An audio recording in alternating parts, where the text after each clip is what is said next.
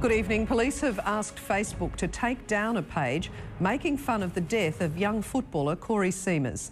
His friends are outraged and disgusted that others could be so sick. 17-year-old Corey Seamers died on Saturday night when his Magna was T-boned by a Holden Commodore. The driver was allegedly racing a sports car at the time. On top of their grief, Corey's family and friends now have to deal with this sickening Facebook site called RIP Holden Commodore. Just makes me sick. The group has about 250 members. It honours and loves the fine piece of engineering we've lost. Comments like the Adelaide community has lost a great car to terrible driving. Luckily, the brave car took a bogan with him. Some of Corey's friends have posted angry responses prompting this warning. Do what Corey would want you to do. He wouldn't want you to do something stupid. Police have investigated complaints about the site. They say the content is disgusting and have asked Facebook to take it down. An 18-year-old Ascot Park man, the alleged driver of the sports car, turned himself into police last night. He was charged with aggravated cause death by dangerous driving. People must be responsible for their own actions. Every time they get behind the wheel of the car, they must think about the consequences. Police have admitted they pulled over and defected the sports car the day after the smash, but it hadn't been identified as being involved. The driver's been bailed to appear in court in August. Michelle Vella, 7 News.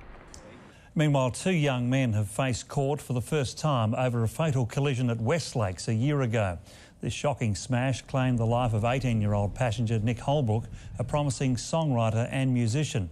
19-year-old P-platers Philip Wright of Seaton and Jeffrey Smith of Exeter have been charged with causing his death by dangerous driving. Both are free on bail. A mysterious illness triggered a mass evacuation at a training school in Albert Park this morning. 9 people were treated as emergency crews raced to find a possible chemical leak, but the blame could be with some off milk. The Port Road complex is a prominent training provider for the trades industry, but this morning was no training drill.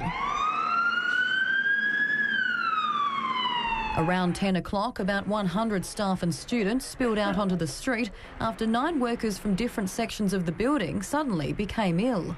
Just basically got told to evacuate the building by one of the fellow staff members. Apparently a few people dropped like flies and a bit of nausea and vomiting, and that was about it. 7 people were taken to the Queen Elizabeth Hospital. The other 2 were treated at the scene. Yeah, a bit pale, so I'm going to go home to the doctors today just to get checked out. At one point, it was suspected paint fumes from a business next door could be to blame, or some kind of gas leak within the complex itself. But emergency crews didn't detect anything sinister, and everyone was eventually allowed to go back inside. Tests are being carried out on the milk. We've isolated those containers. There doesn't appear to be anything wrong with the milk, just to my senses, but until we get a report back from the medical, we won't know. Caroline Kelly, 7 News.